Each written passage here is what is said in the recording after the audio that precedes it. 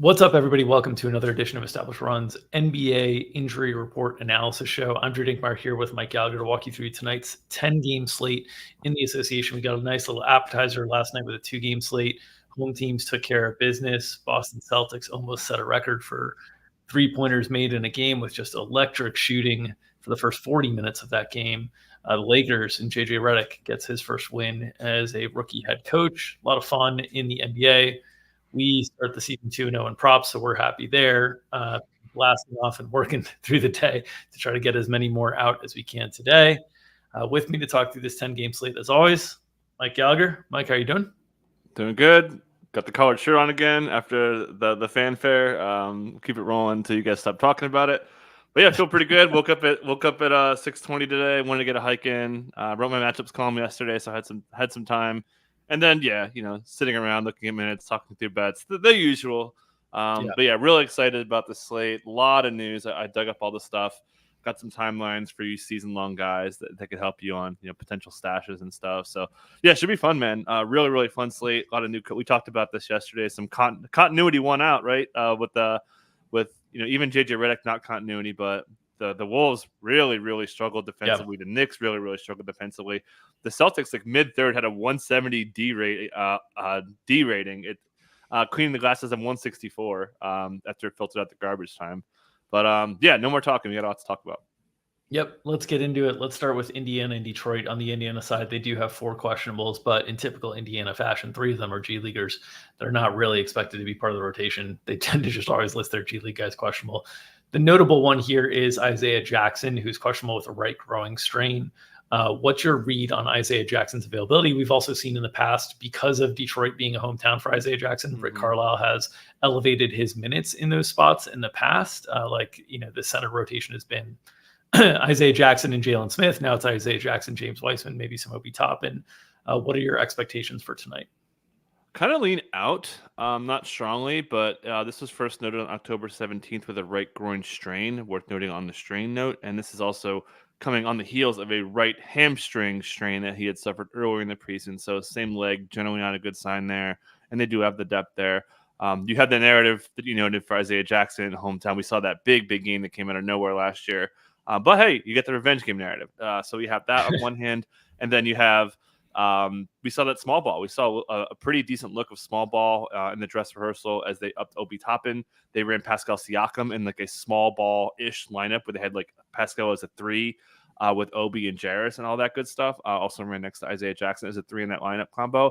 So yeah, this is kind of coming up rosy for, we'll see if Jarris Walker gets in there. He did kind of, it looks like ice Ben Shepherd, who had some pretty big playoff minutes last year. So that's something to watch. As you mentioned, Johnny Furphy, he's kind of back. He's not in the rotation, but I'd like to see those, a lot of buzz. I think the GM poll had him as the most underrated pick in the draft. And then, that G League stuff, we're going to do that all over again. We don't mind it now, but later in the year, that becomes quite annoying. Yeah, and it'll be interesting to see how the back end of this rotation because Carlisle shuffles out, because Carlisle was messing with stuff during the preseason. So it's kind of hard to tell. We saw one game where Obi Toppin was the primary backup center. We saw another game where Miles Turner was out and they moved James Wiseman to the starting center. We've seen at times Isaiah Jackson check in before Wiseman. So as you mentioned, kind of just playing around with lineup combinations, not really sure what's going to stick between those. And it might be somewhat matchup dependent. So we'll just note, there's a little bit of hedging going on in terms of trying to predict the back end of this rotation on our part, and would expect that should be the appropriate way to try to handle things. But if you guess right, there could be prop rewards at the end of it. Let's go to Detroit, where they are without Asar Thompson and Bobby Klintman. They have Tim Hardaway Jr. listed as probable with right low back spasms. It looked like Tim Hardaway Jr. had won that starting small forward role, so good to see him kind of available tonight. No opportunity for Asar or Bobby, so a little bit thinner in the forward, power forward kind of range for a team that is just generally pretty deep this year compared to where they were last year. What are your expectations for Detroit tonight? Yeah, let's talk about the injuries first, because there's some updates I want to talk about with Asar. He's still not cleared. They're waiting for league and player association approval to get him through and cleared and playing. Every single video that they show for the Pistons is the same thing. It's him working with the shooting coach. You never see any running. Doesn't sound like he's close, man. I think Thanksgiving at this point will be optimistic. So that will get Ron Hall in rotation. He'll kind of sneak in there as the last guy. And then also Bobby Klintman called a non-serious calf strain or a calf contusion back on October 5th.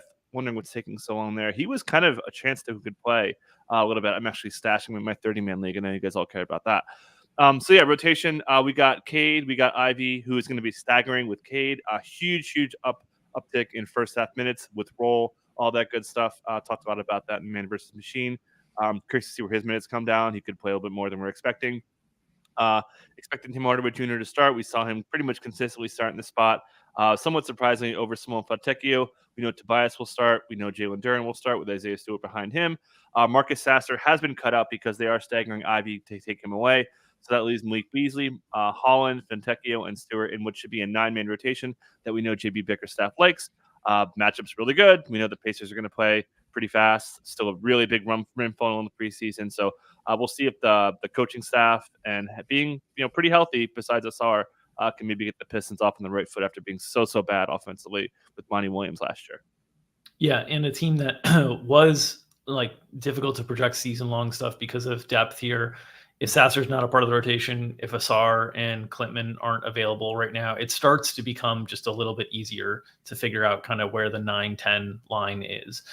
So just a little bit easier to deal with than it has been kind of all off season for us. Let's move to Brooklyn and Atlanta. On the Brooklyn side of things, as chat noted that Tim Hardaway did get downgraded to probable with the back spasm thing. So yeah, we'll see about that. I think he's gonna play, but it's worth noting that back. I think he said back spasms before. I didn't research that though. I could check it real quick. Yeah, just generally with like downgrades in the NBA, usually they go to questionable if they're real, like if they're really legitimate concerns, unless they're the Milwaukee Bucks. Yep. Most times it's questionable. So I wouldn't worry about a probable tech from Detroit. Usually that's pretty clean. Brooklyn and Atlanta. On the Brooklyn side, Bojan Bogdanovic, Day'Ron Sharpe, and Trendon Watford are all out. This was expected kind of coming into the season. All these players had missed significant time during the preseason. No other injuries. Ben Simmons not listed on the injury report. Mm-hmm. Nice to see a healthy Ben Simmons to start the year. The question here, though, is like, what combinations are we going to see? What lineups are we going to see? Because in the preseason, they played a lot without Nicholas Claxton. Mm-hmm. They played a lot without Dorian Finney-Smith. And as a result, you saw all sorts of different weird combinations from this team in terms of them trying out stuff. So what are your expectations for Brooklyn tonight? Yeah, so let's start with Claxton. He was out all preseason from right ham. They actually didn't list the hamstring from anything that I found, but he's had a history of right hamstring tweaks in 2023 and 2022. So I would guess it's that one. Maybe they're being cautious, but it was always like on track to play. So we actually kind of were leveraging this a little bit on top of being a little bit of dogs. So we took an under on Claxton. So we think he might be a little bit limited given the way this team has, ways to kind of not play with him. We saw it throughout the whole preseason. We know him and Ben Simmons don't fit together. Get to Ben in a second. But worth noting, in 99 minutes last year, Ben and Claxton were minus 21 net rating. Really, really bad over, I think, a 9-game sample. So, yeah, small sample, but not minus 21. Not good. So, expecting limits on Claxton. Yeah, Ben, the drum beat behind the beats, like Brian Lewis, who's really good. He's covered them for years. He seems to think that Ben Simmons is going to start. As I mentioned, that's a nasty fit. We saw the Celtics bomb away, right? And like you're going to start Ben Simmons, Nick Claxton, and like besides Cam Johnson and Cam, you got the Cams, like Dorian's not a volume shooter. Like that's pretty not great, modern offense. Anyways, so we think Ben's going to start. He will have a cap on him, like a soft-ish cap, but we saw somewhat longer-ish stints. I expect him to start. Could he start over Claxton? I don't think that's out of the range of possibilities. We saw them run that double point guard lineup with Dorian, with the Cams, and with Schroeder in what they called 2 point guard lineups, according to Jordi Fernandez. So yeah, kind of think Ben starts. I'm not sure though. They could go both of them. Who knows? But it seems like they're going to start Ben, the Cams, Dorian, and Claxton. Not confident at all there. Yeah. And then besides that, we've got Jalen Wilson and Noah Clowney are locked in to their next two guys in. Their seventh, eighth man, and then we'll see Jalen Wilson should get in there. We did see Shake Milton run ahead. Keon Johnson was a little bit banged up. You do have the matchup here. Who else on this team can guard Trey? Dennis Schroeder has actually done a pretty poor job on that, but he's a guy who's had that role. We saw Zaire Williams have it a while ago. He's actually kind of in the rotation here too. But Keon Johnson's been a point of attack defender, so I wouldn't be totally shocked if Keon Johnson kind of sneaks in ahead of Shake Milton. And again, you're not going there for like anything, but for the true sickos who want to get the whole rundown. That's kind of how I'm thinking about this Nets rotation right now. Yeah, the tricky thing is the Ben Simmons, Dennis Schroeder stuff, because Schroeder, Schroeder like played more minutes than anybody in the preseason. They're playing him 35 a night in the preseason, like 35, 32 the last few games. You just don't see guys get that many minutes. But as I said, those without Claxton, the lineup spacing without Claxton, when you're playing like Ben at center or, Clowney at center or different things like that, just works a little bit better. So you introduce Claxton back in. A lot of those games were also without Dorian Finney-Smith. Who starts to become most vulnerable? And if they have some sort of agreement with Ben Simmons that he needs to start for whatever reasons, then Dennis Schroeder probably becomes the next most vulnerable player, because you need the floor spacing from Dorian Finney-Smith and the defense. So it's like kind of a weird thing where it looks like from the preseason, it looks like both Ben and Schroeder are starting, but because of who they were missing in the preseason, we think that might not be the case. So we took a Schroeder under last night. We'll see even if he starts and plays like full starters minutes, we feel okay about it. But there's a chance that he's not starting, and then we're really, really running good on that. Atlanta side, they are without Kobe Buffkin, Cody Zeller, who's not with the team, Seth Lundy, and Dominic Barlow. Those are the players that are listed out for Atlanta. We know that Onyeka Okongwu missed a bunch of preseason, but did come back for the final preseason game. So it looks like he's good to go. There was some speculation that he might be starting kind of going into the season. I think all that lost preseason time probably nixes that for right now. So we've got Clint Capella ahead right now. Then the other starting question will be rookie number 1 overall pick, Zachary Risache versus DeAndre Hunter. Because we know Trae Young's going to start. We know they like Dyson Daniels next to Trae Young because of the defense that he brings there. And we know Jalen Johnson and then a center are going to start. So Risache or Hunter, who are you thinking starts tonight?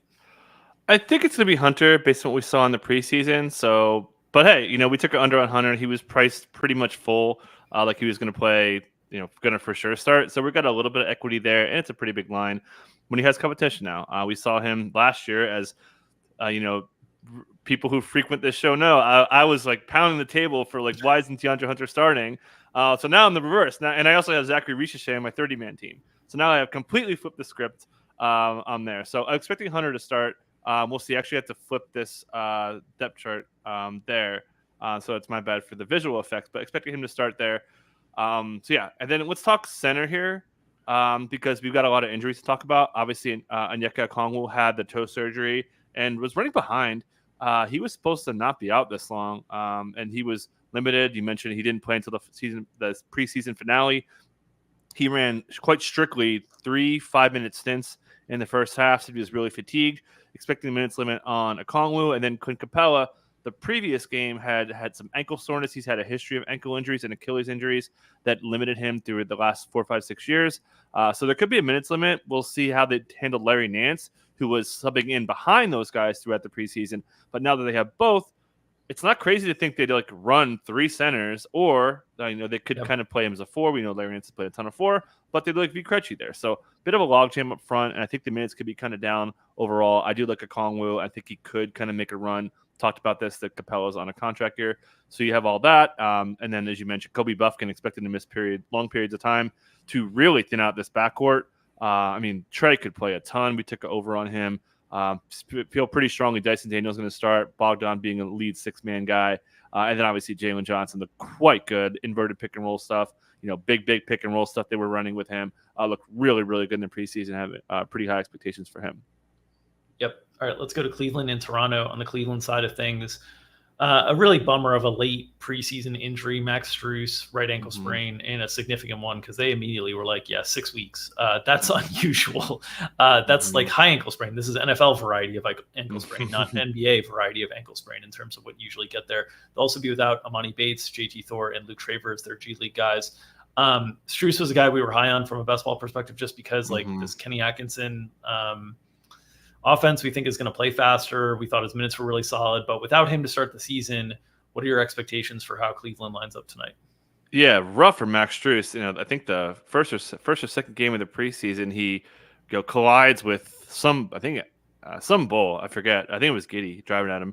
That sidelined him, and then comes back. He's ready to practice, and boom, bad ankle. So really, really unfortunate there for him. So guess what? Oh, well, did I lose my spot? I think I did because I had the starter jersey queued up here. I'll get it, but so we're back here. We're expecting Dean Wade to start. Um, we saw back early in the preseason when Max Strus first went down in that game, they started Dean Wade at the 3, and after the game, Kenny Atkinson said they weren't even practicing with Dean Wade as a starter. But okay, as I screwed up my little thing there, guess what? We got starters jerseys on. We got Dean Wade wearing a starters jersey today at shoot around. Fully expected him to start in that spot. A lot of talk about running him off screen and all that stuff. Matchup's a little bit weird for them. They like to play him against stronger guards at times. But in this spot, they're going up against Emmanuel Quickly, whose name kind of suits his style of play. We'll see how that kind of plays out. Maybe they kind of play him a little bit different overall. But bottom line here is expecting him to start. We'll see a lot of Karis LeVert off the bench. We know for sure the starting lineup is going to be Darius Garland, Donovan Mitchell, Dean Wade, Mobley, and Jared Allen. As you mentioned, the Cavs were first in first half pace after being 25th and 30th in pace, offensive pace, the last 2 seasons. So expecting Kenny Ball to really inject this team with pace and shooting and all that good stuff. Love that for Donovan Mitchell. Love that for Darius Garland. Love that for Mobley. Paint touches were up. All that good stuff as they are making him more of a playmaking big. Comments from Kenny Atkinson saying there are games where Mobley will be the lead scorer on this team, in what should be a pretty interesting matchup here. So yeah, all the Cavs. My 150 was all above market on Cavs stuff. I have Mitchell and Mobley on my 30-man team. So go Cavs. Shout out Dankenbrink. Yeah, I will just note that depth chart wise, without Strus, things might shift around a little bit here because Jalen Tyson, while we have listed as kind of backup small forward here, if they end up shifting Okoro to small forward and Karis LeVert to shooting guard, it might elevate Ty Jerome, who seemed to be playing ahead of him during the preseason. So there could be some influences here on the depth chart that are just different without Max Strus than they were kind of with Max Strus. So we'll be paying attention to that just in terms of how we slot these guys in on kind of the back end. But from a fantasy perspective, the guys Garland, Mitchell, Mobley, Allen, those are the guys to focus on. LeVert will get a boost in opportunity, but when we really like LeVert is not when Strus is out. It's when Donovan Mitchell or Darius Garland are out. When the usage guys are out, that's when we like LeVert more. So, kind of keep that in mind for the future. Toronto side, RJ Barrett listed out with that right shoulder AC joint sprain. Kelly Olynyk listed out with a back lumbar strain. Bruce Brown listed out with the right knee arthroscopic surgery. And then Jacoby Walter listed out with the right shoulder AC joint sprain. So already Toronto, who started the training camp season by taking the podium and not tanking the podium, but talking about tanking on the podium, has listed already 3 key rotation players and their most intriguing young rookie out. So what do we have left for Toronto tonight? Yeah, this is all, we talked a lot about some guys being day to day. These guys aren't close. RJ Barrett's still not taking contact, doing some light shooting. So expecting him to miss probably 2 to 3 more games additionally, maybe more, from a pretty severe shoulder injury. A lot of shoulder injuries in the preseason. As a random note, speaking of which, Jacoby Walter, guess what? Shoulder injury. He is apparently 10 days-ish behind. He could find a path to minutes. We're going to talk about some names. If you know all these names, you're pretty into the NBA. So you have that. Olynyk apparently isn't that close either from a back injury. Bruce Brown had arthroscopic knee surgery about a month ago. He's probably still 2, 3, 4, 5 weeks out. We'll see how they manage that. Certainly in the contract year after the team option was picked up. So that's all those names I just rattled off were rotation players. So that leaves the starting lineup besides Ochai Agbaji starting for RJ Barrett. You're still going to have Emmanuel Quickly. You're still going to have Grady Dick, Scotty Barnes, who looked really good in the preseason, and then Jakob Poeltl. And then the bench names, most of you guys know Davion Mitchell, expecting him to lock down the non-Quickly minutes and actually overlap, especially given the 2 guys. I wouldn't be surprised if he closed in the spot over Ochai Agbaji, given the fact you need guard and ball pressure a lot against the Cavs. So something to watch there if Davion Mitchell could play a bunch. And then Jamal Sheed may sneak in there for 2 guard lineups. And then Mogbo and Chris Boucher that's kind of one of the names. Most of you guys probably don't know who Jonathan Mogbo is. Shout out to you if you do.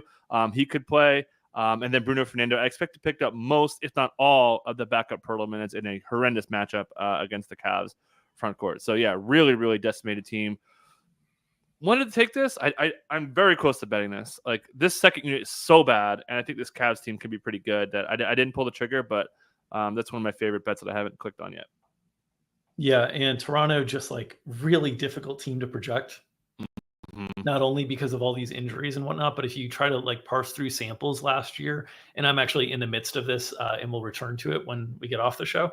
But you parse through the samples last year, and it's just not clean, right? They had Pascal Siakam for the first half of the season. Then they make the Emmanuel Quickley, RJ Barrett trade. Then for portions of that second half of the season, they have Quickley or Barrett. Sometimes Scotty Barnes is out. Sometimes Jakob Poeltl is gone. So it's like, it's just really hard to find scenarios where all these guys are kind of playing together in terms of what to expect tonight.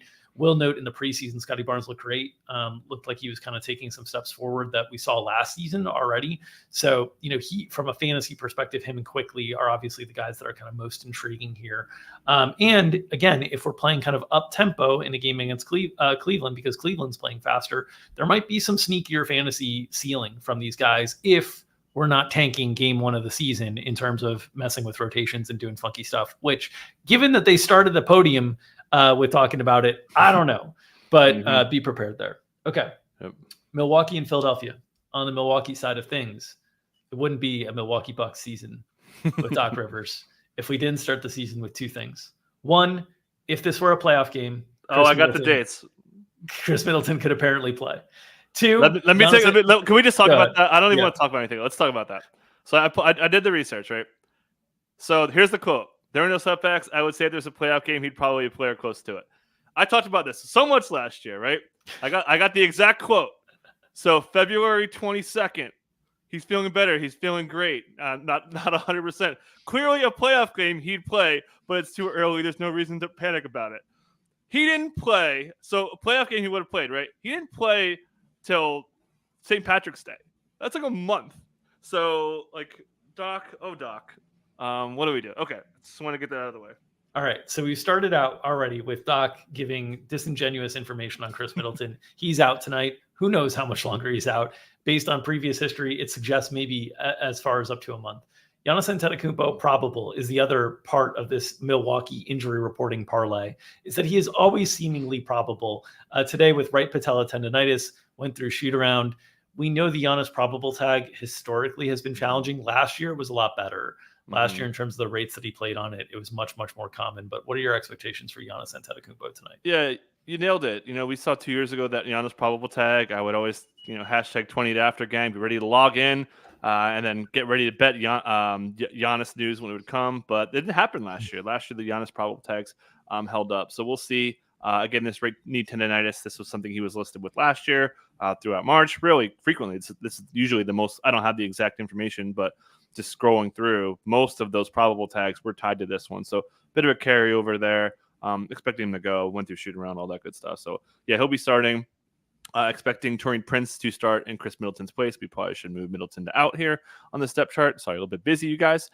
So yeah, expecting Dame, Gary Trent, obviously Giannis, mentioned Taurean Prince and Brook Lopez. Bobby Portis will still play a ton. Obviously, Delon Wright, Pat Connaughton, and then looks like AJ Johnson's got the upper hand on Ajax to kind of cover that rotation there, and we'll see if AJ Green sneaks in there. But yeah, we'll talk about how decimated the Sixers are in a second. But should note, Giannis looked really good in the preseason, just outrageous transition scoring, led first half scoring in the NBA at 19 points in 18 and a half minutes. So yeah, it should be really strong Giannis role today, and against a team that just doesn't have any wings right now to guard him.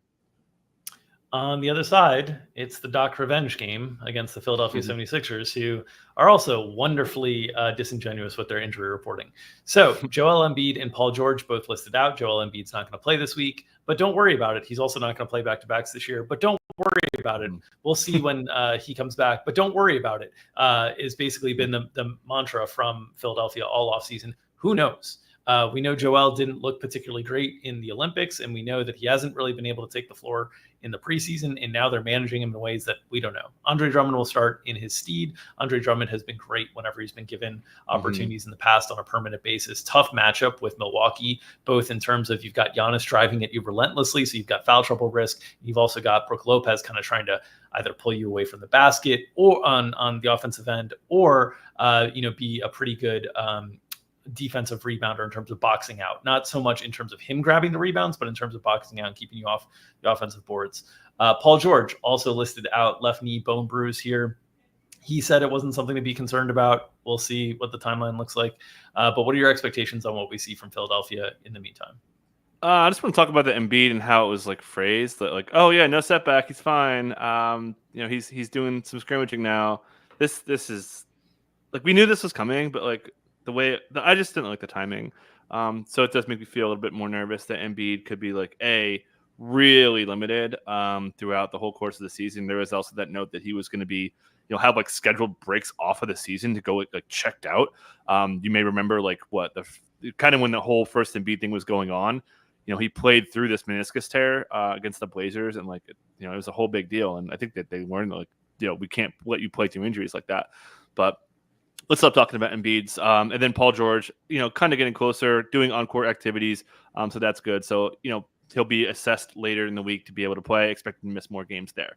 So, should also, last injury note, Jerry McCain went to shoot around, says he's feeling better. Had that scary injury last week. We had to go to the hospital for trouble breathing, all that stuff. So he should be in there, most notably playing ahead of Reggie Jackson throughout the preseason. So expecting him to play to back up Tyrese Maxey, who should have a great matchup against that drop defense against the Bucks. So starting lineup, expecting Tyrese Maxey, Kelly Oubre for sure, Andre Drummond for sure, and then Eric Gordon for sure, and then the Martin Bros. They're not brothers. Shout out Cody Martin.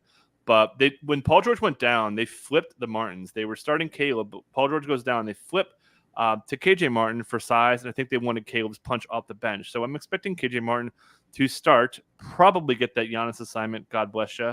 And then still bring Caleb in there. But, who's going to guard Dame? Like, you don't want Kelly. I guess they're going to have Kelly Oubre do that. So that's a little bit. Yeah, I mean, they did that with Brunson. Yep. So yep. So yeah, I think I don't know. Dame's a little different cover for the 3-point range, but I digress. So yeah, that's most of the rotation. Kyle Lowry been there. Mentioned McCain, then Caleb, and then I think the one thing to watch is how much does Gerson Yabusele play the 4 during the preseason. He played straight 5 because they didn't have Embiid, and they don't have Embiid again, obviously. But maybe you want more size just to throw something at Giannis. I don't think you want to risk putting Andre Drummond and a potential foul risk that would come there. But yeah, you could see a lot of minutes out of Drummond. Overall, but again, just massive foul risk. I mentioned the aggressiveness of Giannis in this game, so pretty wide range of outcomes there. Yeah, and I would say the way to think about this wing situation between Eric Gordon, KJ Martin, Caleb Martin, there's going to be some potential variance in how those minutes are played game to game based on kind of hot hand, based on matchup, and based on kind of skill set. So it will be interesting to see against a Bucks team that generally like takes away the 3-point line a little bit. You might need a little bit more perimeter defense, what that means for like Eric Gordon in this situation. But they also are kind of without Paul George. One of the ways this roster was built, right, was to have the ball in the hands of Tyrese Maxey or Paul George a lot. So without Paul George, they also kind of need somebody to initiate a little bit more. So maybe Eric Gordon gets that role in terms of how when Maxey's off the floor. So it'll be very interesting to see an offense that was built around 2 guys that they don't have to start the season. Let's go to Orlando and Miami. On the Orlando side, the injury report is entirely clean here. So I don't think we have too much to talk about. One thing we will note with Orlando, just a very, very deep team this year. The back end of the rotation is going to be fluid during the course of the season. But right now, most of our conversations were around kind of like Cole Anthony. Does he get cut down? Does Chet Howard get elevated? Mo Wagner versus Goga Batadze. When we saw Wendell Carter Jr. get injured in the preseason, Goga Batadze went right to starting. Then you get Wendell Carter Jr. back, and Goga Batadze doesn't even play a first half rotation in kind of the preseason game. So those are the pain points of trying to predict this rotation going forward. But otherwise, like very stagnant on the starters. Any notes on Orlando? Yeah, you mentioned it. The thing we're watching is who the last guy is in. We saw Jet Howard play pretty well down the stretch, had that big game in one of the preseason games. Shout out to me for being high in the minutes. So yeah, that's the question. Does Cole Anthony get booted, and do they play Jet Howard? Obviously, Anthony Black could easily slide up a position. He was playing behind Kentavious Caldwell-Pope early in the preseason. You could just move that around to play Jet over Cole. So that's something we're watching. We're hedging a little bit. It's kind of hard to put a game and a half preseason and like skew things, but there's a chance that Jet Howard does overtake Cole Anthony in this spot. Other than that, we know what we're getting. We know this matchup is really bad. Orlando likes to attack the basket. Miami's elite at that spot. They're a 3-point funnel. Orlando can't shoot threes. So yeah, pretty gross. Don't stack this game if you're playing DFS. Yeah, on the Miami side, Josh Richardson is out with a left heel issue. unclear how much he was, intending to be in the rotation this year. That Alec Burks had kind of a pretty strong preseason from Miami's perspective. Interestingly enough, Alec Burks had that strong preseason without using possessions. Usually a usage monster. He only had like a low double-digit usage rate in the preseason. We also saw Miami like bombing away in the preseason. Everybody talked about Bam Adebayo taking a bunch more threes, but everybody on their roster was taking a lot more threes. Now, a lot of times this stuff happens in the preseason, right? Like yesterday, one of people's favorite bets was Anthony Davis over half a three-pointer. Anthony Davis wasn't taking three-pointers yesterday. So sometimes this stuff happens in the preseason and then doesn't translate to the regular season. Sometimes it does. What are your thoughts on how you expect the Heat to look tonight? And what do you think about the Heat 3-point attempt rate? Because that was a big kind of, I know we were very focused on Bam, the market was, but as a team, it was really high during the preseason. Yeah, I'm kind of buying it. I think that's just the way the league's going to go now. So I'm not like all in buying it. I am buying the Bam stuff, as I mentioned throughout the content. We saw that 14 of 28 in the last 17 games that he had from three.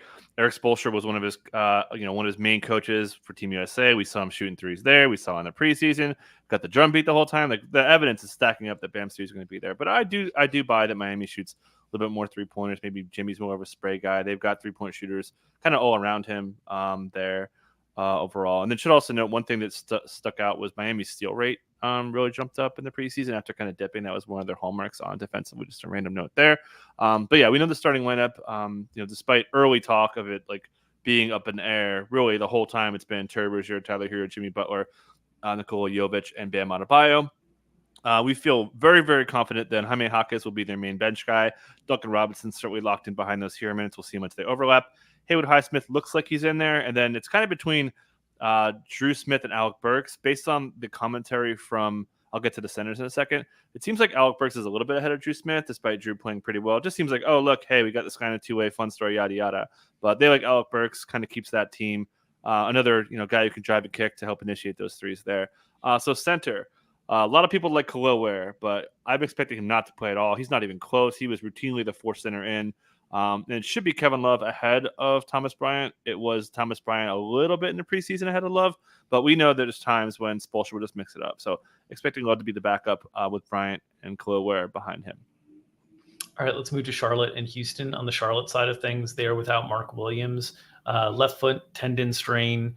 You can get to that update in a second. DeConn Jeffries also out, and then Josh Green listed questionable with the left Achilles soreness here.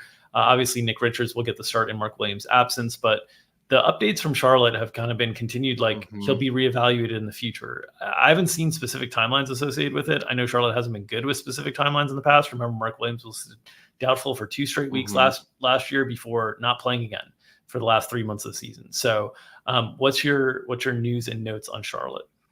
Yeah, let's just cover the wording on Mark Williams. Like, we love Mark Williams, man. He's supposed to be really fun, but this wording is pretty nasty. Just returned to on-court activity, so he's like not taking contact. He might be doing like 1-on-0s. Not good, man. So yeah, he's probably a ways out. Sad there. We're expecting Nick Richards. We have to sideline him too. Nick Richards going to get the start. Worth noting that when Grant Williams came back from his hamstring injury for 3 games, Nick Richards' first half minutes went from like 14-15 to like 12. So it's something to keep an eye on there. It is against Alfred Şengün, so there's a chance that they don't want to go that small against the Goon. But certainly going to expect him to start. We know LaMelo for sure going to start. Brandon Miller for sure going to start. Miles Bridges for sure going to start. Josh Green. I called this out when we did the spaces last week. Like, this was so shady to me. Like, he played normal minutes, played 6 minutes, and like, oh yeah, we're limiting his minutes because he had too much Olympics, which was like 35 minutes or something, like under 100, and then playing the finals. Okay, he was like the 8th guy in the rotation. Like, you're really limiting him because of that. Made no sense. And now we get him listed with a Q tag. Expect him to be limited here. He might not even start. We'll see.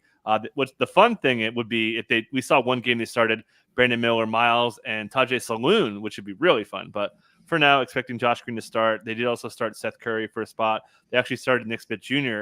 For a game too. So this shooting guard situation, perhaps one of the trickiest spots to watch today. But bottom line, I'm expecting him to be limited.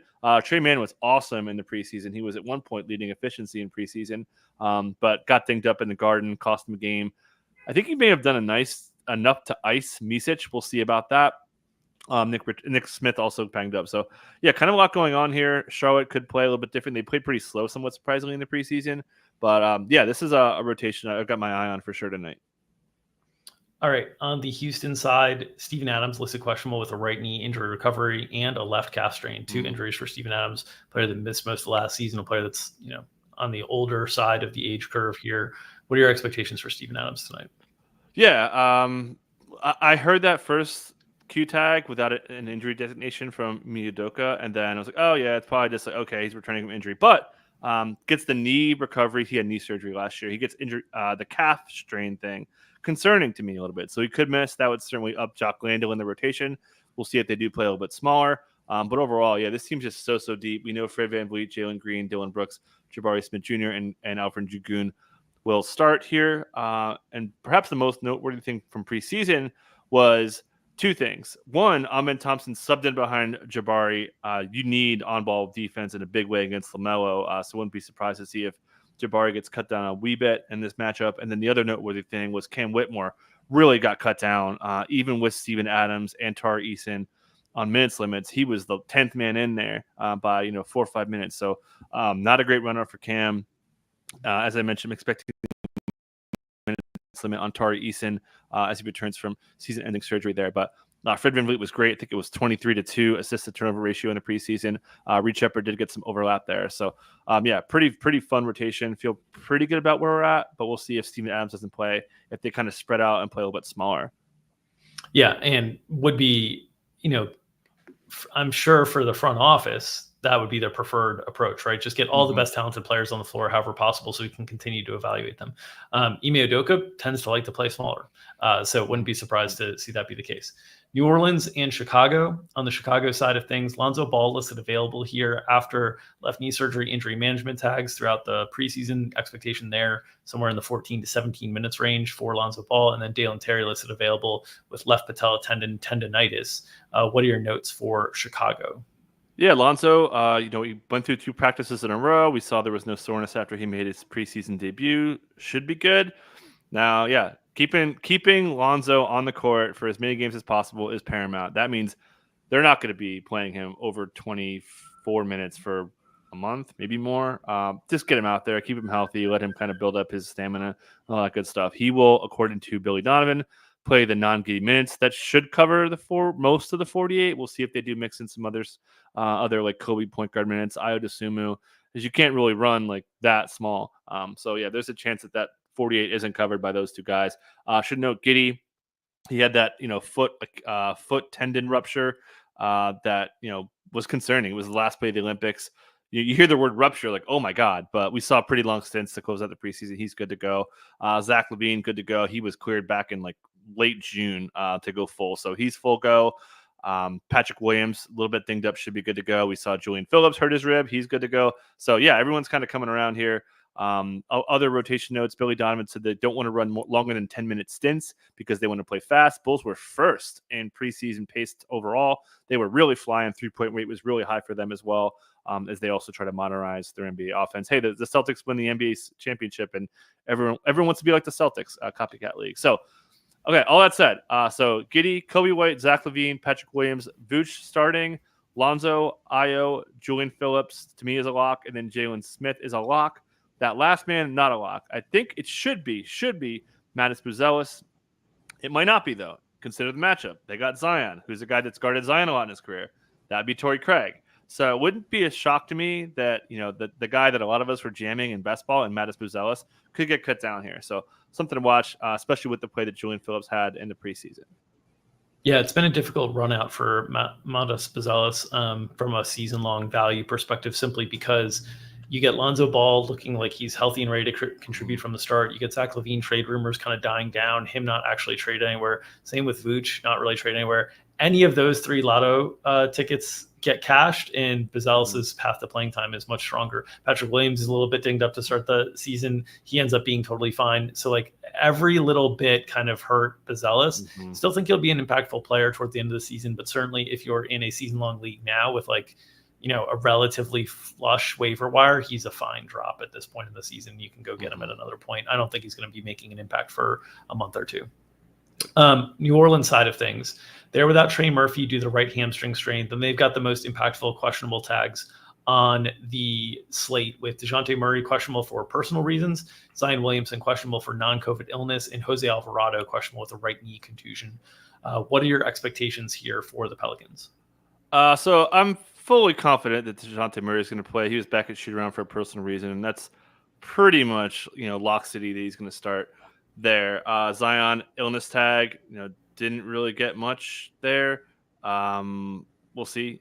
There was a note from one of their beats saying they didn't see him, so not official, but it looks like Zion's going to be at best game time. And I think regardless, it's going to be game time. It's just a matter of like when and like how that news comes down. So we took like a minute and a half off Zion for the illness tag, which, man, I wrote matchups. Like I had to write ahead, so I was writing matchups on Monday for this thing, and I was like, oh, Zion's the healthiest he's ever been, and like, oh, it's looking great, and then illness tag. But he could miss if he didn't play. That small ball lineup that we've heard so much about, which if Zion is playing, it's probably going to be, as Shams reported, DeJounte Murray, CJ McCollum, Brandon Ingram, Zion, and Herb Jones is the quote-unquote center. He won't, play that position. So if he didn't play, that would alter the plan. That would get Daniel Tice back in the starting lineup there. The bench we'll see. Regardless, Jose Alvarado, Jordan Hawkins without Trey Murphy, that'll fill their 3-point void. Javonte Green, expected him in there. We'll see if Jeremiah Robinson Earl can find minutes, and then Daniel Tice should still play regardless. And then if Zion doesn't play, that would probably bring in Yves Missi, who had some fun dunks. So, yeah, as you mentioned, Zion, one of the biggest Q tag. It's hands down the biggest Q tag on the slate, and we'll have to be in a waiting game. We don't have too much information on this illness stuff. All right, Memphis and Utah, another year, same injury report for Memphis. No Jaren Jackson, no Gigi Jackson, no Luke Kennard, no Cam Spencer, no Vince Williams Jr. Thankfully, they will have John Morant, they will have Marcus Smart, they will have Desmond Bane. So we are running functional NBA offense tonight, but the absence of Jaren Jackson, Gigi Jackson, Luke Kennard, Vince Williams are 4 rotation players for them. So tough start to the season for Memphis. What are your expectations here? Yeah, man, feeling it a little bit with the Jaren and all this rotation stuff. So they're getting pretty thin in the second unit. We have Jalen Wells kind of filling in the rotation spots. Obviously, John Conchar should play now. Santi Aldama had a starter's jersey at shoot around. He'll be starting. Quite confident there. So starting lineup of John Morant, who did tweak his ankle twice in the same game, went to locker room twice, returned in the preseason, looked fantastic as well. I'll talk about him more in a second. So him, Desmond Bane, Marcus Smart, Santi Aldama, and then Zach Edey expected to start. The bench, Scottie Pippen should be behind John Morant. We'll see if they overlap a little bit, given the lack of depth and somewhat of a perimeter-based approach from the Jazz. Mentioned Conchar, mentioned Jalen Wells, and then Jake LaRavia, who I think is going to be probably their lead bench guy. A lot of buzz. Started 3, can play the 3, the 4. Guarded on ball a ton. Guarded the ball before half court a bunch in the preseason. So he's pretty strong. And then we saw some Brandon Clark, Zach Edey overlap in the preseason. Don't know if I would do it in this spot, but something that could happen. We got a little bit of that mixed in. I actually like Brandon Clark a pretty good bit. So other than that, the pace was really strong. I think they were second or third in preseason transition points. A lot of turnovers, a lot of passing, a lot of John Morant transition, a lot of transition. Like John Morant's pick and roll handling, small sample, was really, really cut down. It went from like 45% to like 17%. That's a bit of a function of the offense. Certainly small sample there. So, again, but the bottom line is here, it's Utah, man. Like, this is just guard heaven. If I wasn't so concerned about minutes for Ja, I was going to cover boy him for matchups today. Like, this matchup is so good for these Jazz guys, for these guys in Utah. So, excited about that. Desmond Bane could really pop off early too. On the Utah side, they'll be without Isaiah Collier and Johnny Juzang tonight. Had a lot of speculation about what Utah's rotations would look like during the course of the season, but the preseason looked pretty consistent here with Walker Kessler starting alongside Larry Markin, Taylor Hendricks, Colin Sexton, and Keontae George. Primary subs were Isaiah Collier, which is now turned into Patty Mills, Jordan Clarkson, Bryce Sensabaugh, Cody Williams, and John Collins. It looked like a pretty clean 10-man rotation from that point. Without Juzang, without Collier, Juzang was kind of on the outside looking in. Without Collier, maybe that shifts to Patty Mills. Maybe it shifts to like Svi, someone like that, if they feel like they have enough guard ball handling combinations with Sexton, Clarkson, George. But ultimately, like the first 9 players and look extremely like settled in this rotation. With Utah, with Will Hardy, he tends to not run rotation's like really tight, it tends to be kind of spread minutes. So it's harder to find like DFS breakouts from it. Any other notes on Utah here? Yeah, as you mentioned, like all their preseason games were, my cousin Vinny, identical, right? Like they ran the same single rotations. They didn't overlap Clarkson and Sexton. They didn't overlap Hendricks and Sensabaugh much. They did a little bit. Cody did overlap a lot with Laurie. I'll talk about that in a second. And then John Collins and Walker Kessler, no overlap. This is really concerning for John Collins. And then, as you mentioned, like Patty Mills, like subbed in behind Keontae George. It was Isaiah Collier before that. So, like, you would think there's a pretty good chance that they cut Patty Mills out and they overlap Clarkson and Sexton after not doing the preseason. Makes a ton of sense to me. We'll see. We got a little bit of a hedge there. Still not. I'm pretty confident that Walker Kessler and John Collins aren't going to overlap there. Zach Edey against Walker Kessler isn't a great matchup, especially with all the turnovers. I kind of hate Zach Edey today. For all the Zach Edey bulls, you might be disappointed today. Come back tomorrow and tell me I was wrong if you want. If he does pop off. But subscribe too while you guys are listening. But yeah, so feel pretty good about this rotation. I think I outlined it, but just super quick. Keontae, Sexton, Hendricks, Laurie, Walker, Patty Mills, Jordan Clarkson, Bryce Sensabaugh, Cody Williams, John Collins. Matchup-wise, you need someone to guard John Morant. There's nobody in this starting lineup that could do it. I don't think Colin Sexton can do it anymore. So keep an eye on Cody Williams. I got to get the Cody Williams 11 here for you, Dink. Certainly not playing him in DFS, but that could really cut down someone like Taylor Hendricks, perhaps cut into that guard overlap I talked about there. But shout out Cody, my guy. Yeah, they could. I wouldn't be surprised if you saw like Taylor Hendricks start on Ja and then kind of work from there. But I think they're going to start definitely a tough matchup. Golden State and Portland. Golden State's injury report very clean. As we've been following all preseason with Golden State, they basically have said we have 12 players for 10 spots in the rotation. So be prepared on any given night to get rug pulled on somebody in the rotation and starting lineups. Going to be very difficult to parse through this. But what are you expecting tonight in the matchup against Portland? Yeah, I don't know, man. We know only like two for sure starters. Stephen Curry is going to start, breaking news, and then Draymond Green is going to start. I think they're going to start Wiggins and Kuminga. I think we did see that one game they started big, and they started Wiggins at the 2, Kuminga at the 3, Trace Jackson Davis, and Draymond at the 4. Which one of the beats had mentioned the don't tell someone they lost their starting lineup job yet lineup, which was pretty funny. But I don't know. I'm curious on your thoughts. I'm in the camp they start those Steph, Wiggins, Kuminga, Dre, and I think Melton starts. Hashtag your guy. I don't know. I think he's done enough. I think they need the on-ball defense here. So I lean Melton. It could certainly be Pods. It could certainly be Trace Jackson Davis. It could even be Kevon Looney against DeAndre Ayton. But it's not going to be Buddy Hield. Steve Kerr said he's like basically locked him into the 6-man. He'll get all the non-Steph minutes. As great as Moses Moody was, it's not going to be him. It's not going to be Kyle Anderson. So yeah, it's really just between Melton and Trace Jackson Davis and Pods. So those 3 guys kind of vying for that last spot. And maybe it's 2. Maybe Kuminga or Wiggins doesn't start. Yeah, I kind of think it's going to be Looney just for the matchup with Ayton. I kind of think that Dre's been so vocal about like basically Kuminga's a 3, I'm a 4. Like I think they might try to appease Dre in these like matchups against very winnable opponents and just like let him play the 4 there, and then in the tougher matchups where they can't really afford to get away with it as much, have him play the 5. But we'll see. Ultimately, I don't know what Steve Kerr is going to do. All right, let's move to Phoenix and the Clippers. Last game on the slate to cover. Want to get Portland real quick? Oh, sorry, Portland. Portland side. Shaedon Sharpe, Matisse Thybulle, Robert Williams, all listed out here. Their rotation has been difficult to judge because they were a late starter for preseason. They had the last game, the last team to play a game. Then they played some games against like non-competitive teams. They also played games without a lot of their guys. So like kind of difficult to sort through the rotation here, but it looks like Tamani Kamara has kind of established himself as a potential starter here. What are your thoughts on Portland? Yeah, I feel quite. I saw Morgan note. The shout out to me. Hey, shout out to me. I was pretty early on the Tamani Kamara stuff. Starting, I feel pretty good. He's going to start. Worth noting, the last time they did play the Warriors when it wasn't mega tank time, Tamani Kamara was the primary on Stephen Curry. So yeah, I feel quite strongly that it's going to be Anthony Simons, Tamani Kamara, Denny Avdia, Jeremy Grant, and DeAndre Ayton in the starting lineup. And then we know Scoot's going to play behind Ant. We'll see how much overlap they get. I thought Scoot was really bad, excluding that German Ulm game that you just mentioned. He was very good in that game, but pretty crappy the rest. So we know that's the 6. Klingen's going to play behind Ayton. Robert Williams is getting pretty close, but I think that at this point they're just going to keep playing Klingen. So those guys, I'm pretty confident Jabari Walker's going to be in behind Jeremy Grant. So that leaves Delano Banton, Ryan Rupert, and Chris Murray kind of vying for those last 2 spots.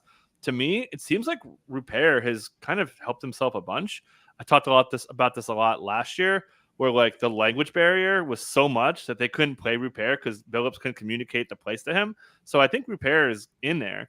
And then Delano Banton, our late season darling, could be kind of out as they play Chris Murray with the draft capital there. So yeah, keep an eye on Delano Banton possibly falling out of the rotation overall. All right, now let's go to Phoenix and the Clippers. I'm anxious to get to some lunch here, so skipping Portland was my sneak attack. Phoenix and the Clippers. On the Phoenix side, Josh Okogie out. Damian Lee and Grayson Allen listed probable here. Grayson Allen with right Achilles soreness. Damian Lee left hamstring soreness. Damian Lee not going to be in the rotation unless there's injuries. So it's really just Grayson Allen here that we're dealing with. What are your expectations on him with the probable tag tonight? Yeah, watch out for that Achilles. He could be a little bit limited in minutes. Has missed multiple weeks for this injury, so he could be light.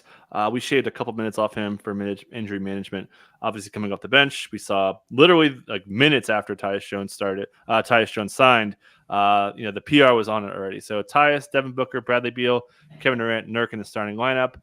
Monte Morris sneaking in there. Grayson will be in there, as I mentioned. Ryan Dunn has earned a rotation spot to me. Quite confident in that. Royce O'Neal and Mason Plumlee, that makes 10. How small do they go? We saw some small ball lineups. They've got a lot of wing attacks with Ryan Dunn and how well he played. They got to go to Harden. I'll talk about him in a second. So feel pretty good about that rotation. Bradley Beal was staggering in then some of the non-Booker, non-KD stuff. So played really poorly, shot the ball like trash. But I think Bradley Beal could bounce back. And as I mentioned earlier, their 3-point rate really spiked. I think they finished 3rd in catch and shoot volume in the preseason after being like in the 20s, or I think 17th, 18th, something like that. So I'm kind of buying that. Bud Ball, since Atlanta, since Milwaukee, has routinely been a big 3-point volume coach overall. So yeah, keep an eye on that for sure. But the Suns against a hurt Clippers team in a pretty good spot to get going at the Intuit Dome. Yeah, Clippers side, no PJ Tucker, not with the team, no Kawhi Leonard, and no Mo Bamba. This is kind of what we expected through the preseason. So Kai Jones gets elevated to kind of the backup center there. Norm Powell considered a starter, supposedly with or without Kawhi Leonard. We'll see if that holds during the course of the season. But what are your notes here on the Clippers? Harden season. We saw media day. He wanted the Luka role. He might get it. Matchups pretty good, really good actually. I almost coverboard him. You're going to see a lot of drop defense from the Budenholzer defense, so could be a big game for James Harden off the bat to get the Intuit Dome popping. I'm sure he'll be having if he does have a big game and wins, look out strip clubs for Harden. He's going to make some money. Norm again. Media day on it. We were on this day one. Norm was going to start at shooting guard. He's got the job and potentially will keep, or he sounds like he's going to keep that job regardless of Kawhi's status. We don't need to go over Kawhi. He's out for forever. You guys all know this if you're tuning into this show. Terrence Mann, Derek Jones Jr., Vince Zubats. Kai Jones has hashtag GOAT life. He is locked down the center 2 job. Mo Bamba does not sound close. So we'll see a little bit of Kai Jones. As I've said so many times, you lose Paul George, you lose Kawhi Leonard now. They can't really afford to play small right now. So we could see a lot of minutes out of Zubats against Nurk, who could be an okay matchup. Should mention Zubats has done really well against Nurk on the defensive side of things. So second unit, Kevin Porter Jr., big preseason stats, but very little overlap with James Harden. Temper expectations there. Chris Dunn, Amir Coffey, Nick Batum, that'll round out the 10 there. But yeah, bottom line here, a lot of Harden, a lot of Norm, a lot of Zoo. All right. That will do it for this 10-game slate as we try to under get an hour under the hour mark and try to get back to working on these projections and firing more props. If you're interested in joining us on the premium side of things, we've got lots of packages for you to consider. On the daily fantasy side, it'll be myself and Mike Gallagher behind the paywall tonight at 5:00 Eastern time on Establish the Show, breaking down the good chalk, the bad chalk, and of course having the flag plants as well. We'll talk through kind of the whole slate from a DFS perspective. Mike Gallagher's matchups column comes in that in-season DFS product. It's already out today with a ton of analysis on each of the individual games, talking through the good matchups and the bad matchups. We've got projections for every game, every slate kind of covered there as well. So lots of great stuff on the in-season DFS product. If you're interested in the player props product, as alluded to before, please read the FAQ. It's really important. We try to outline all the things. I know a lot of people come in and they're very excited about our props record, and then they find out how hard it is to get some of these bets.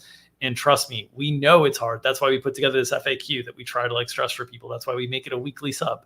That's why we try to give all these disclaimers when we're pitching a product that we're very, very confident in. But there are people who are able to get the lines and are able to win. Otherwise, they wouldn't be subscribing and we wouldn't be able to run a product on it. But you can check out there. It is on the expensive side. It's meant to be that because it is a premium product geared towards very, very serious bettors. We are also working on kind of an introductory note or how to help with props and the approach and all that. I see our support team working on that now to email subscribers. So new subscribers will be getting a message in the next day or two with some helpful hints or tips to try to help at getting bets, navigating the Discord, so on and so forth. So in-season DFS sub, prop sub, those are the packages. We're on the premium side. If you are not interested in joining us for the premium side, please, while you're on the free side, consider smashing, caressing, holding, pressing, gently touching that like button, whatever gets it to be a click. We're very, very, very, very thankful for it. Like and subscribe. We're trying to get, again, trying to grow this channel, keep this content free. And the best way to do that is to smash that like button, feed that algorithm. It helps feed our families and allows us to feed you the NBA injury analysis and information you need to set your DFS lineups, your season-long lineups, and make your spread bets and your prop bets. So smash that like button, feed that algorithm. Nom, nom, nom, nom, nom. We'll see you tomorrow.